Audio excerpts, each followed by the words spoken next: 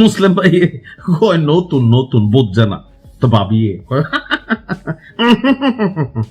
এটা কোনটা কয় আবার নতুন না আবার পুরা যেই প্রধান ফতাই তো আওয়ামী লীগের সময় তো তারা কিন্তু আসলে তেমন কিছু করছে না, শুধু নূর উডারে আর্মি একবার ধরছিল, না জানি পুলিশে ধরছিল। যাই হোক, জামাত ইসলাম একটা অমানুষের দল। ভাই আজকের দিনে কতটুকু গণতান্ত্রিক বাংলাদেশ হলে এই কথা বলা যায়? তাও কে বলছেন?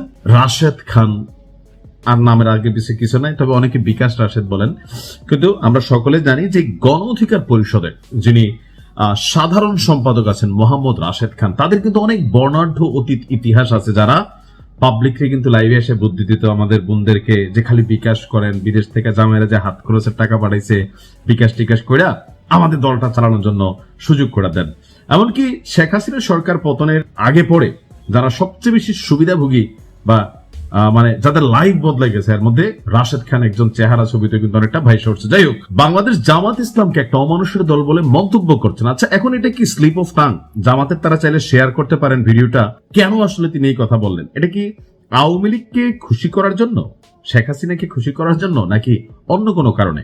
তিনি ফেসবুক পোস্টে বলছেন, আমি গতকাল ঠিকই বলছিলাম জামাত ইসলাম একটা অমানুষের দল।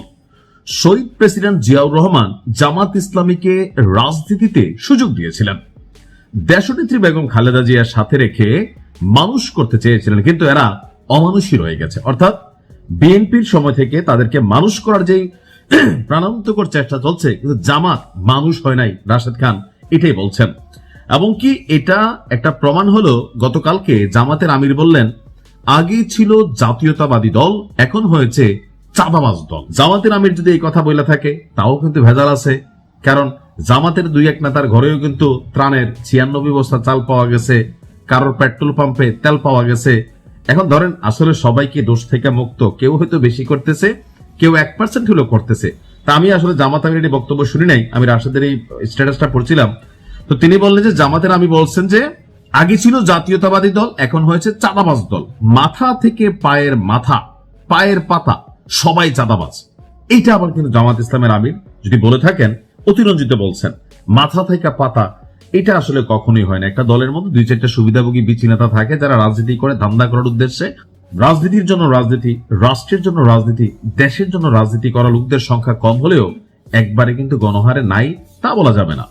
তো এই কারণেই রাশেদ খান খেপছে। তার বক্তব্য হচ্ছে যে সাদা দাড়ি রেখে আর মাথায় টুপি দিয়ে যারা মিথ্যা বলে আমি তাদেরকে মানুষ নয় অমানুষই মনে করি। তারপর বলছেন যে এই দলটার আগা থেকে গোড়া অমানুষে ভরা, অর্থাৎ জামাত ইসলামের সবগুলাই অমানুষ। আর বলছেন যে একটা ইসলামী দল যদি এমন মিথ্যাচার করে ক্ষমতায় আসতে চায় তবে তাদের জবাব ভালোভাবে দেওয়ার সুযোগ নেই। জামাতের আমিরের যে বক্তব্যটা রাশেদ খান তিনি আপনার মেনশন করছেন, যদি এটি হয়, তিনি যদি এমন বক্তব্য দিয়ে থাকেন, তিনিও কিন্তু ভুল বলেছেন, অন্যায় করেছেন, এটা ওনারা কিন্তু অন্যায় হয়েছে। যার কারণে রাশেদ খান এখন বিএনপিকে সমর্থন করে বা বিএনপির লতাপাতা হিসাবে তারা সাপোর্ট নিয়ে মিনিমাম লেভেলে খাইয়া পইরা বা দলটার সাপোর্টিং করে তো বাইচা আছে। আবার ধরেন বিএনপিকে নিয়ে এমন মন্তব্যটা কি আসলে সঠিক? অবশ্যই বিএনপির মধ্যে সব কি চাঁদাবাজ প্রশ্নই আসে না, জামাতের আবার সব কি ভালো তাও প্রশ্ন আসে না। অর্থাৎ একটা দলের মধ্যে নানান মানুষ থাকবে, পজিটিভ নেগেটিভ। এখন আপনি গণহারে বললে এটা যে কোনো কারোরই গায়ে লাগবে। তো তিনি আপনার বলছেন যে দুর্নীতি চাঁদাবাজ একটি সার্বজনীন সমস্যা, এই সমস্যা দলের কতিবিভক্তি যেমন করে দল না করা সন্ত্রাসীরও করে। এটা কিন্তু রাশেদের বক্তব্য সঠিক। গণঅভ্যুত্থানের নায়ক হান্নান মাসুদ পর্যন্ত চাঁদাবাজদের ছাড়াতে থানা পর্যন্ত চলে যায়, গেছে কিন্তু হান্নান।